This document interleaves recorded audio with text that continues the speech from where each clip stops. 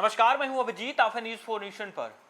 बिहार विधानसभा चुनाव से ठीक पहले बिहार बीजेपी एक्टिव नजर आ रही है। बिहार बीजेपी लगातार चुनावी तैयारी कर रही है और लगातार देखिए किस तरीके से चुनाव को लेकर लगातार रणनीति बनाई जा रही है। और ऐसे में भाजपा के बड़े बड़े नेताओं का बिहार दौरा शुरू हो चुका है।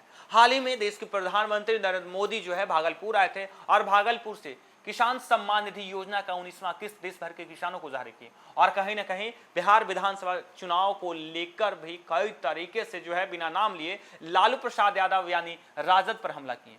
और अब जब बिहार विधानसभा नजदीक आ रहा है वैसे वैसे बिहार में जो है बड़े बड़े नेताओं का आना शुरू हो चुका है। एक तरफ राहुल गांधी के आने का जो है वो सिलसिला शुरू हो चुका है, यानी 7 अप्रैल को राहुल गांधी आ रहे हैं। तो वहीं आज देश के गृह मंत्री और बीजेपी के चाणक्य कहे जाने वाला अमित शाह बिहार दौरे पर है। 2 दिवसीय बिहार दौरे पर है और माना यह जा रहा है कि जब अमित शाह बिहार दौरे पर हैं तो कहीं ना कहीं चुनाव को लेकर बिहार बीजेपी एक तरीके से कहें तो सक्रिय हो चुकी है।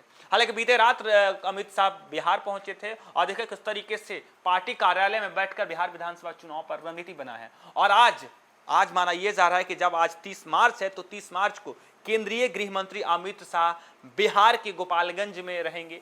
हालांकि पटना में मखाना प्रोसेसिंग सेंटर का उद्घाटन करेंगे। उसके बाद देर रात बीजेपी नेताओं के साथ बैठक करेंगे।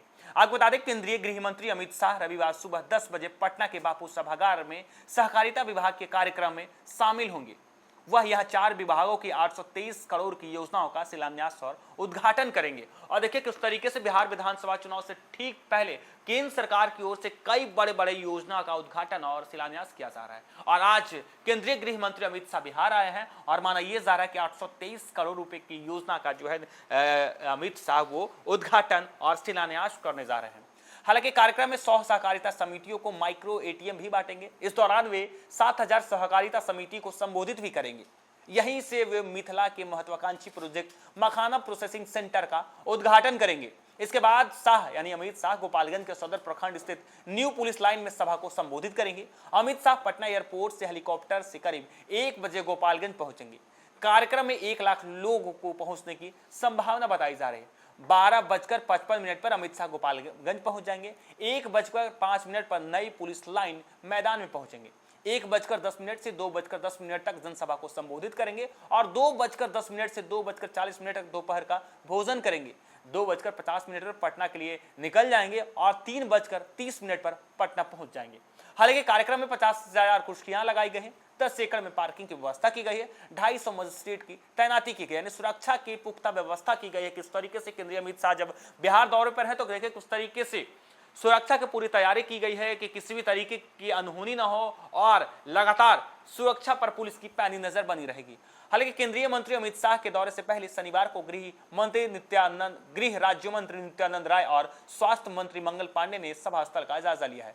स्वास्थ्य मंत्री मंगल पांडे ने कहा कि गोपालगंज से बिहार विधानसभा चुनाव के लिए एनडीए का शंखनाद होगा। देखिए किस तरीके से जब बिहार में विधानसभा चुनाव होने हैं तब केंद्रीय गृह मंत्री अमित शाह को लेकर बीजेपी की तरफ से एक बड़ा बयान दिया गया है कि 2025 बिहार विधानसभा चुनाव का शंखनाद केंद्रीय गृह मंत्री अमित शाह गोपालगंज से करने वाले हैं। एक तरफ जहां बीजेपी की तरफ से लगातार संगठन को विस्तार किया जा रहा है, नए नए जातीय समीकरण को देखते हुए संगठन में लोगों को जगह मिल रहा है, तो वहीं जब बिहार में मंत्रिमंडल का विस्तार हुआ तब जातीय समीकरण को देखते हुए बीजेपी के 7 विधायकों को जो है मंत्री बनाया गया। और देखिए किस तरीके से जब बिहार विधानसभा चुनाव नजदीक है तब बीजेपी नेताओं का बिहार दौरा शुरू हो चुका है। तो वहीं अब यह कहा जा रहा है कि गोपालगंज से बिहार बीजेपी है चुनावी शंखनाद कर रही है और इस शंखनाद का आगाज देश के गृह मंत्री अमित शाह कर रहे हैं।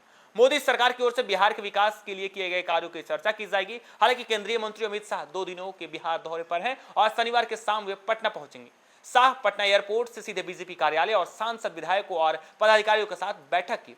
1.5 घंटे तक चली इस बैठक की चुनावी रणनीति बनी। बीजेपी स्थापना दिवस और अंबेडकर जयंती को लेकर निर्देश दिए गए। इसके बाद अमित शाह वार रूम में कोर कमेटी की बैठक ली और बीजेपी 6 अप्रैल को स्थापना दिवस के मौके पर कई कार्यक्रम करने जा रही है। स्थापना दिवस के दिन अगले 14 दिनों तक बीजेपी के कार्यक्रम तय है, यानी 6 अप्रैल को जब स्थापना दिवस भव्य तरीके से मनाने का तैयारी की जा रही है तब कार्यकर्ताओं को घरों पर झंडे लगाने और सेल्फी लेकर सोशल मीडिया पर डालने को कहा जा रहा है। डिजिटल तरीके से भी कार्यकर्ताओं को जोश भरने के लिए अमित शाह कह बैठे हैं। और देखें किस तरीके से चुनाव को लेकर अमित शाह जब बिहार के बड़े बड़े बीजेपी नेताओं के साथ बैठक करते हैं, सांसद विधायक पार्षदों के साथ जब बैठक करते हैं तो साफ कहते चाहते हैं कि 6 अप्रैल को जब स्थापना दिवस है तो इसे भव्य तरीके से मनाया जाए, क्योंकि बिहार में विधानसभा चुनाव है और इसी के मद्देनजर स्थापना दिवस को बड़े स्तर पर जो है मनाने की तैयारी की जा रही है। तो वहीं कार्यकर्ताओं को यह कहा जा रहा है कि सेल्फी लेकर सोशल मीडिया पर डालें, यानी डिजिटल तरीके से बीजेपी के जो कार्यकर्ता हैं वो एक्टिव रहें, क्योंकि बिहार में विधानसभा चुनाव है।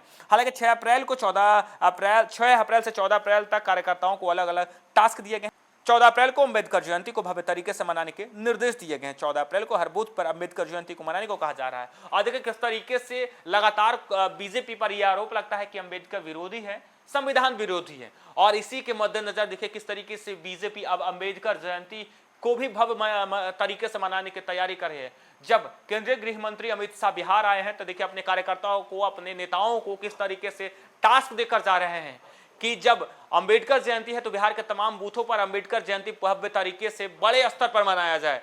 और वहीं दूसरी तरफ डिजिटल तरीके से भी एक्टिव रहने को कहा जा रहा है कि जो कार्यकर्ता हैं सेल्फी लें और डिजिटल तरीके से सोशल मीडिया पर जो है अपनी पोस्ट करें। तो वहीं 6 अप्रैल को जब बीजेपी का स्थापना दिवस है उसे भी बड़े स्तर पर मनाने की तैयारी की जा रही है। देखिए किस तरीके से चुनाव से ठीक पहले बिहार में बीजेपी के बड़े बड़े नेताओं का आना शुरू हो चुका है। केंद्रीय गृह मंत्री अमित शाह बिहार विधानसभा चुनाव को लेकर बीजेपी की तरफ से शंखनाद कर चुके हैं। गोपालगंज में आज कई बड़े बड़े चुनावी वादे कर सकते हैं अमित शाह, और कहा यह जा रहा है कि आज से ही चुनावी रणभेरी बच चुकी है, बीजेपी के तरफ से चुनावी शंखनाद हो चुका है। हालांकि बिहार विधानसभा चुनाव नवंबर और दिसंबर में होने हैं, और इससे ठीक पहले देखिए किस तरीके से एनडीए के द्वारा लगातार बिहार में चुनावी तैयारी की जा रही है। फिलहाल इतना ही, आप देखते रहिए न्यूज़4 नेशन।